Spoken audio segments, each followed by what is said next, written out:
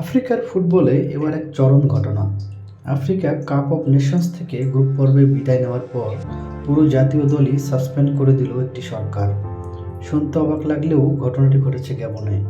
মরক্কোতে অনুষ্ঠিত আফকন 2025-এর গ্রুপ স্টেজে ভয়াবহ ব্যর্থতার পর গ্যাবনের জাতীয় দলকে পরবর্তী নির্দেশ না দেওয়া পর্যন্ত স্থগিত করেছে দেশটির সরকার।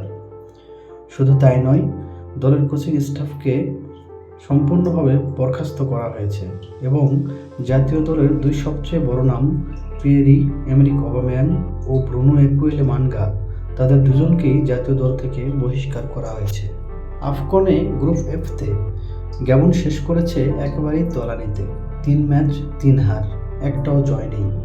সবচেয়ে হতাশাজনক ম্যাচটি আসে আইভরি কোস্টের বিপক্ষে। ম্যাচে গ্যাবন এগিয়েছিল 2-0 গোলে, কিন্তু এরপর যা হলো শেষ দিকে একেবারে ভেঙে পড়ে দলটি। 44 মিনিটে ফিলিপ ক্রাসোর গোল, শেষ 10 মিনিটে ইভান গেসা ও বাজৌনা ত্রায়োরের গোলে আইভরি কোস্ট অবিশ্বাস্য কামব্যাক জয় পায়। টুর্নামেন্ট থেকে বিদায়ের পর জাতীয় টেলিভিশনে সরকারের এক বিবৃতিতে গ্যাবনের পারফরম্যান্সকে বলা হয় লজ্জাজনক ও দেশের মূল্যবোধের পরিপন্থী। এই বিবৃতিতেই জানানো হয় জাতীয় দল স্থগিত, কোচিং স্টাফ বাতিল, অবামেয়াং ও একুয়েলে-মানগা দল থেকে বাদ।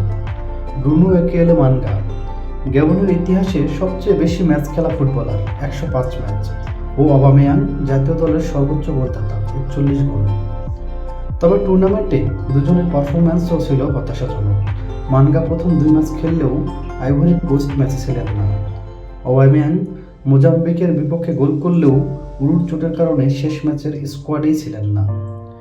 গ্যাবনের হেড কোচ থিয়েরি মায়োমা, যিনি নিজেও একসময় জাতীয় দলের হয়ে 30টির বেশি ম্যাচ খেলেছেন, সরকারি সিদ্ধান্তের পর তার দায়িত্ব শেষ হচ্ছে। উল্লেখ্য, গত নভেম্বরেই গ্যাবন বিশ্বকাপের টিকিট হারায় নাইজেরিয়ার কাছে প্লে অফে হেরে। যদিও তারা বাছাই পর্বে 10 ম্যাচের মধ্যে 8টিতে জয় পেয়েছিল, তবুও গ্রুপ চ্যাম্পিয়ন আইভরি কোস্টের থেকে মাত্র 1 পয়েন্ট পিছিয়ে থেকে বাদ পড়ে যায়। গ্যাবনের ফুটবলে কি এটাই নতুন শুরুর ইঙ্গিত, নাকি সরকারের এই কঠোর সিদ্ধান্ত আরও বড় সংকট তৈরি করবে? আপনার মতামত কমেন্টে জানাতে ভুলবেন না। ভিডিও ভালো লাগলে লাইক দিন, শেয়ার করুন এবং ফুটবলের আপডেট পেতে চ্যানেলটি সাবস্ক্রাইব করুন।